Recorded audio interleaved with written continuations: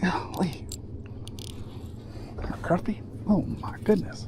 So I've been crappie fishing on Kentucky Lake this winter. And of course in January we got this unseasonably warm up trend. So we had right before Christmas, our water temps got below 40 degrees. That's kind of the magic number for the shad to start dying off.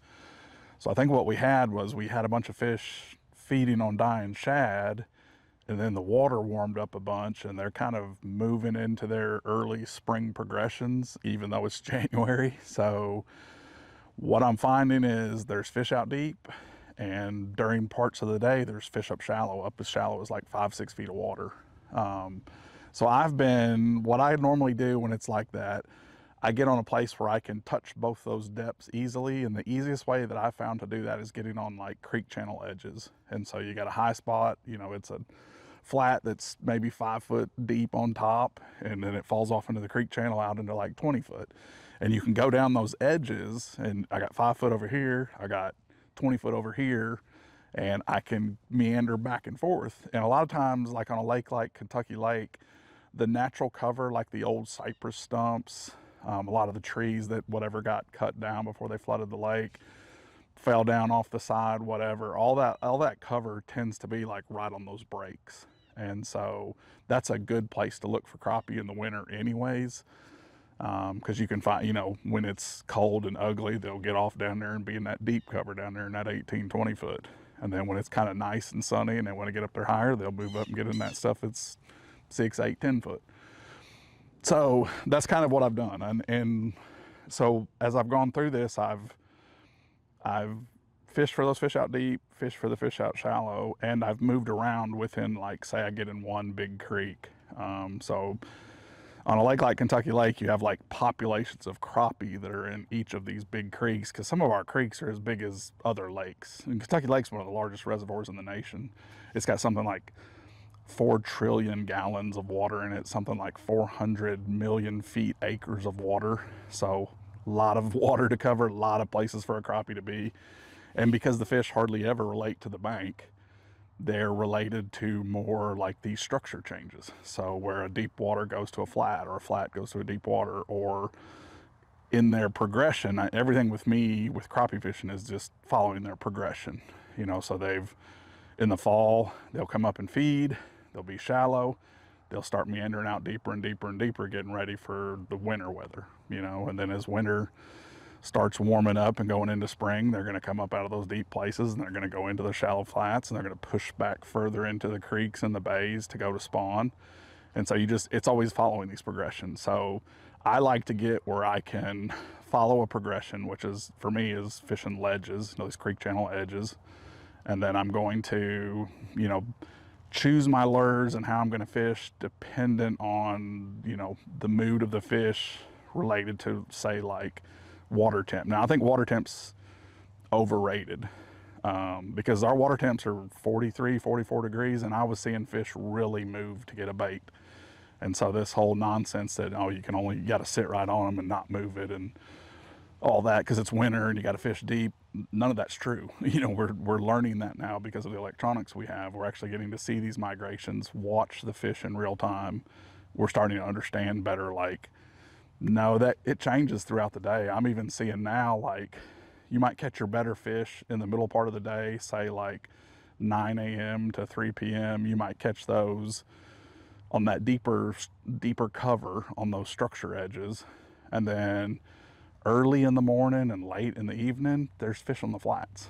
And sometimes even in the middle of the day when you get real calm conditions, real slick calm, like we've had a few of these days in January already, it gets to be really good fishing up shallow, which everyone would tell you in January is not where you should be fishing, but the fish are getting there. So again, for me, it's finding places where I can do both, and it's also finding places where, okay, I understand this pattern's working here. Say I'm in the middle of the bay. Let me go out towards the mouth of the lake and see if there's better quality fish there. Let me go towards the back of the bay and see if there's better quality fish there. So I do these same things in different parts of a big creek, a big bay, a big part of the body of water, where I can kind of break down where are they in their progression.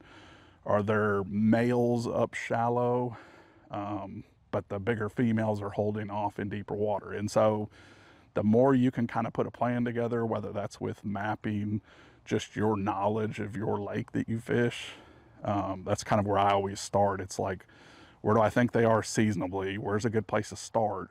And then from there, I go out and in and then figure out on my, kind of through my fishing where the fish are in that progression.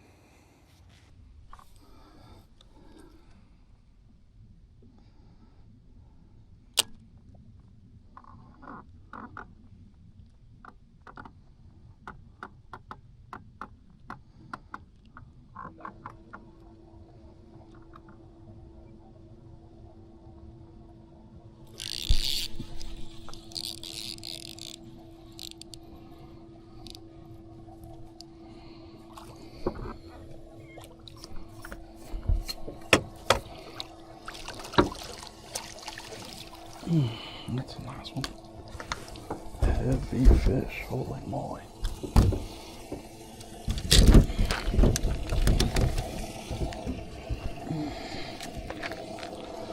Nice one.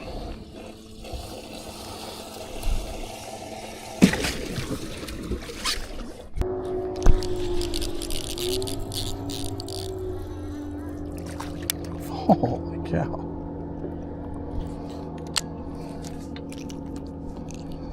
Big old bluegill.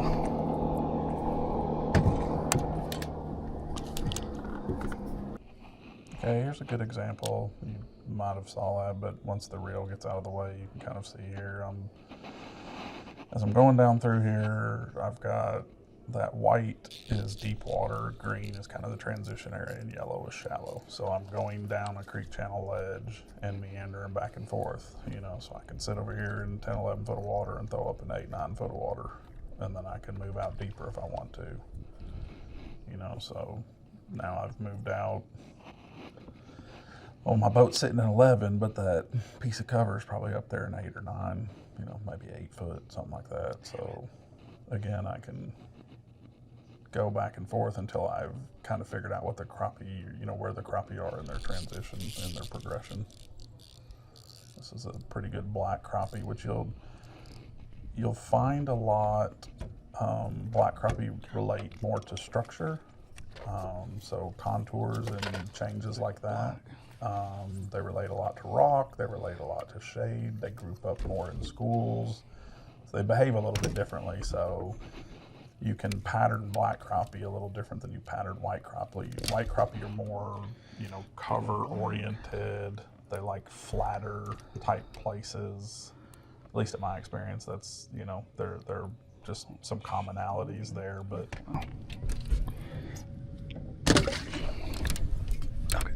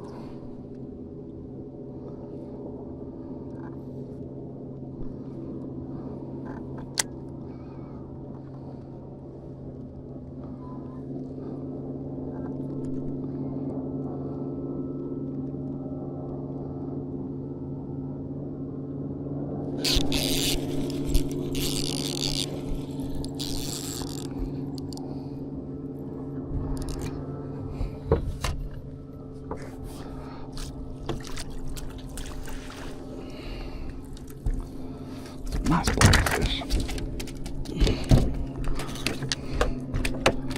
Good Lord. Okay. Blackfish. I like blackfish.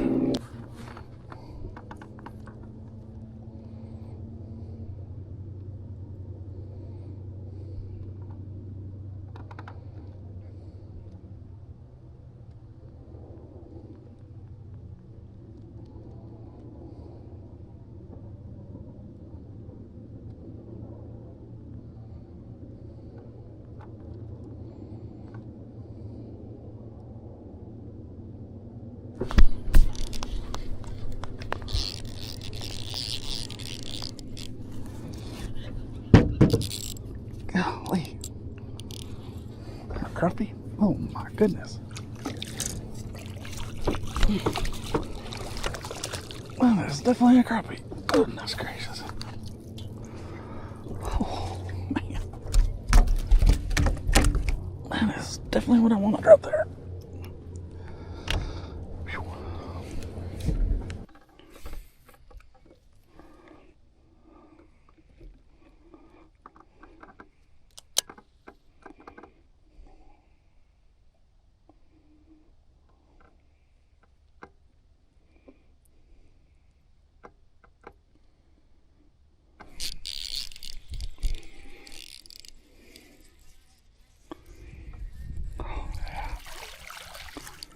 Yeah.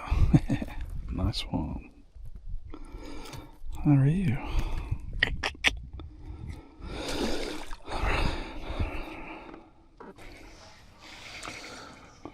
So this is what I was talking about, getting later in the day. I've moved up to a flat. I'm fishing in 9-10 foot of water and just caught one, and I'm just kind of meandering through here. I'm looking at cover and looking for just fish kind of isolating on their own. So yeah, other quality fish. Yeah, it's what I'm starting to notice over these calm, warmer days. What do we think? Good looking fish. Nice one. Fat. Fatty, fatty.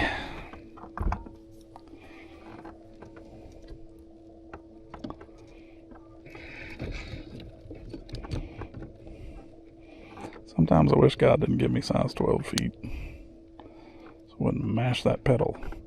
Hit every button on it when I mash it. It's just getting to be more fish roaming. Usually we don't see this till like the end of February, but they're already starting to do it a little bit, so.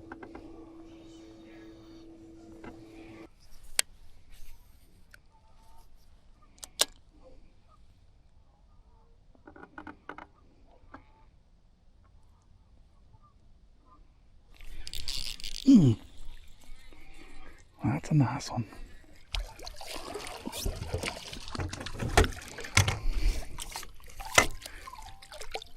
Come on, baby. Oh, yeah, look at that one. Thick boy. Thick boy.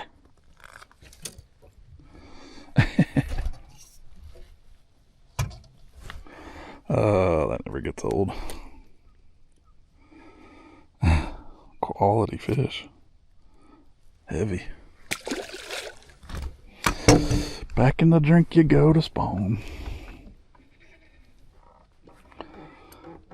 I like these calm evenings. They like to get out here and roam. As the light starts getting low, they start getting up and looking, and it's kind of a feeding window. All panfish do that. I think they get conditioned to bug hatches and stuff to looking up in the evenings. And for lures, as far as what I've been doing so far in January, I'm really hung up on a couple of baits right now. The mainstay for me has been the new tungsten Popeye jig. So this is an eye hole jig, so I can put scent in the eye. It is tungsten, so it's still that very small Popeye profile. It's a hair jig. We got some feather on there, and then it's a 1/16 ounce. So I can fish down 15, 16 feet and still be in control of my jig. I can cast it even on a BFS casting setup. A lot of what I do is short pitches. Fish are not too far away from me because I want to kind of, you know, make the bait stall and kind of stay in their face as long as I can, so I can be really super slow with my retrieve. I can lift up my rod. I can do a lot of things to manipulate the bait. But yeah, that 16th ounce hair jigs in general are just really good in the winter. So it's something I gravitate to. It's kind of where honestly, it's where they're the best, is in the winter, is because you can just barely vibrate, shake your rod, and you can get hair to move even in the coldest water. Sometimes when the water's real cold, like the low 40s, plastics can get real rigid, and so they don't move much in the water. You got to kind of shake them. You're better off to use plastics that got really thin tails. Something like the Cross, obviously that was designed for trout fishing, but we've come to find out it's really, really good for crappie fishing. And then of course the Trout Magnet on a little bitty jig head. That's like the original Trout Magnet head with a Trout Magnet body, and this is on 2-pound line so that I can throw it. That's been really dynamite too, because a light lure and a small profile forces you to fish really slow. So on those calm days when it's slick calm, our water's real clear right now, that little bitty bait can force you to fish really ultra slow because it doesn't weigh very much. So if you move it too much, it's going to raise too much. And so I like having that as an option. And then as we progress, we get into February. February is kind of prime time fishing to me. I'm going to go to a little bigger setup. I'm going to start using bigger jigs. I can go up on line size. If the water gets colored up, this will become more of a staple for me. But right now it's all been the hair jig. I think every fish I caught the last 2 trips was on that tungsten Popeye. So I'm a big believer in that bait already, just based on what I've seen in a few weeks of winter fishing with it.